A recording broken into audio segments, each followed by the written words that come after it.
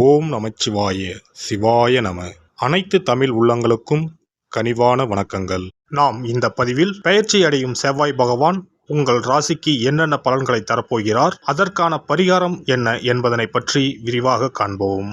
உங்கள் வாழ்வில் வளமும் நலமும் செல்வ செழிப்பும் பெற எல்லாம் வல்ல இறைவனை வேண்டி விரும்பி கேட்டுக்கொள்கிறேன். நவ கிரகங்களின் தளபதியாக செவ்வாய் பகவான் விளங்கி வருகிறார். இவர் மேசம் மற்றும் விருச்சிக ராசியின் அதிபதியாக திகழ்ந்து வருகிறார். செவ்வாய் பகவான் 45 நாட்களுக்கு ஒரு முறை தனது இடத்தை மாற்றுகிறார். இவருடைய இடமாற்றம் மிகவும் முக்கியமானதாக கருதப்படுகிறது. நவ கிரகங்கள் அவ்வப்போது தங்களது இடத்தை மாற்றுவார்கள். அதற்காக சில காலமும் எடுத்துக்கொள்வார்கள். அந்த வகையில் செவ்வாய் பகவான் வரும் டிசம்பர் 27ஆம் தேதி தனுசு ராசிக்குள் நுழைகிறார். டிசம்பர் மாத இடமாற்றத்தின் காரணமாக வரும் 2024ஆம் ஆண்டு முதல் செவ்வாய் பகவானால் உங்கள் வாழ்வில் என்னென்ன மாற்றம் நிகழப்போகிறது என்பதனை குறித்து காண்போம்.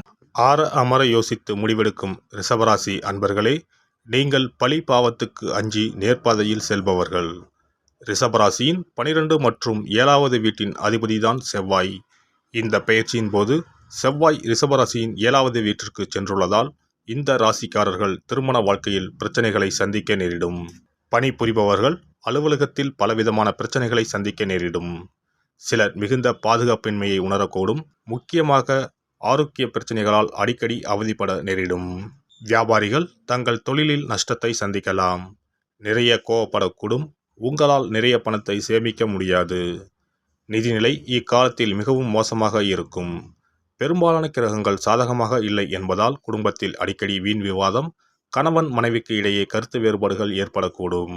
ஒருவரை ஒருவர் அனுசரித்து செல்வதன் மூலம் பாதிப்புகளை தவிர்க்கலாம்.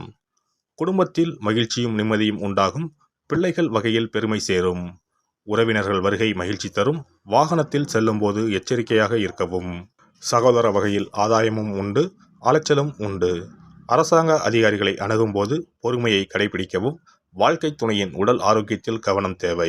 இல்லத்தரசிகளே, உற்சாகமே இல்லாமல் சோர்வாகவும் சலிப்பாகவும் இருந்தீர்களே, இனி புத்துணர்ச்சியுடன் காணப்படுவீர்கள்.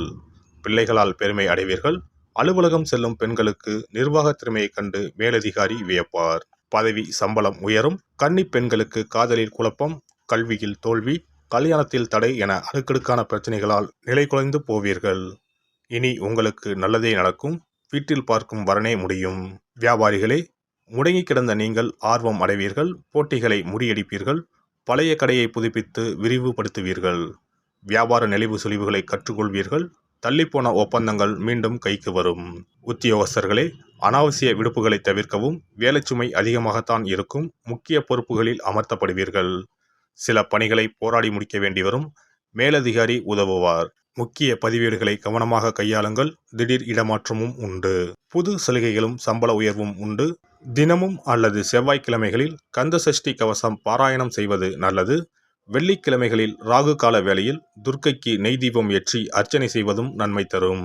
நவ கிரகங்களில் சூரியனுக்கு அடுத்தபடியாக செயல் ஆற்றல் உள்ள கிரகம் செவ்வாய்.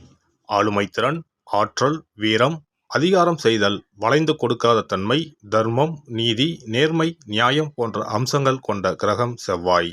செவ்வாய் பலமாக இருந்து நல்ல ஆதிபத்தியம் பெற்று அவரது தசை நடக்குமானால் சகோதர சகோதரிகள் மூலம் பெரும் அனுகூலம் ஏற்படும். பெரிய பதவிகளில் உள்ளவர்கள் தொழில் அதிபர்களின் தொடர்பு கிடைத்து அதன் மூலம் முன்னேற்றம் உண்டாகும். பலமற்ற ஆதிபத்தியம் பெற்று தசை நடக்குமானால் கீழே விழுவதும் அடிபடவும் நேரிடும். வாகன விபத்துக்களை சந்திக்க நேரிடும். இரத்த காயங்கள், வெட்டுக்காயங்கள், இரத்த சம்பந்தமான நோய், சித்த பிரமை, தலையில் அடிபடுதல் போன்றவற்றை ஏற்படுத்துவார் செவ்வாய் பகவான்.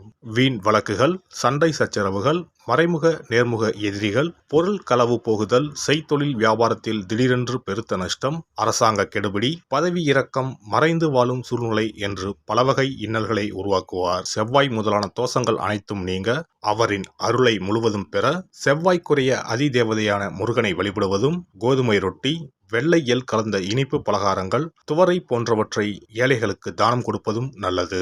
செவ்வாய் கிழமைகளில் விரதம் இருந்து செவ்வாய் பகவானுக்கு விளக்கேற்றுவது, சஷ்டி விரதம், கிருத்திகை விரதம் மேற்கொள்வது, தினமும் கந்த சஷ்டி கவசம் படிப்பது நல்லது.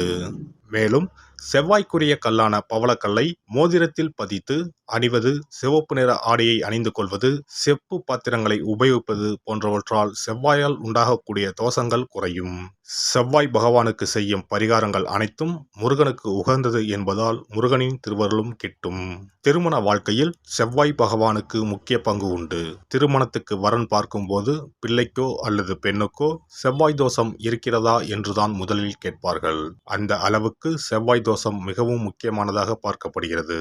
ஒருவரின் ஜனன ஜாதகத்தில் லக்னம், சந்திரன், சுக்கிரன் ஆகியோருக்கும் செவ்வாய் இருக்கும் இடத்திற்கும் உள்ள தொடர்பை கொண்டுதான் செவ்வாய் தோஷம் ஒருவரின் ஜாதகத்தில் எந்த அளவுக்கு வலிமையாக இருக்கிறது என்பதை கணிக்க முடியும்.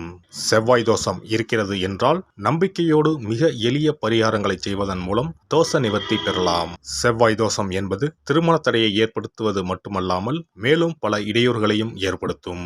எனவே செவ்வாய் பகவானை செவ்வாய் தோறும் செவ்வாய் ஹோரையில் வழிபடுவதும், செவ்வாய்க்குரிய கடவுளான முருகப்பெருமானை 9 நெய் தீபம் ஏற்றி வழிபடுவதும் செவ்வாய் தோஷத்தினால் ஏற்படக்கூடிய அசுப பலன்களின் தாக்கத்தை பெரிதும் குறைக்கும் என்பது ஐதீகம்.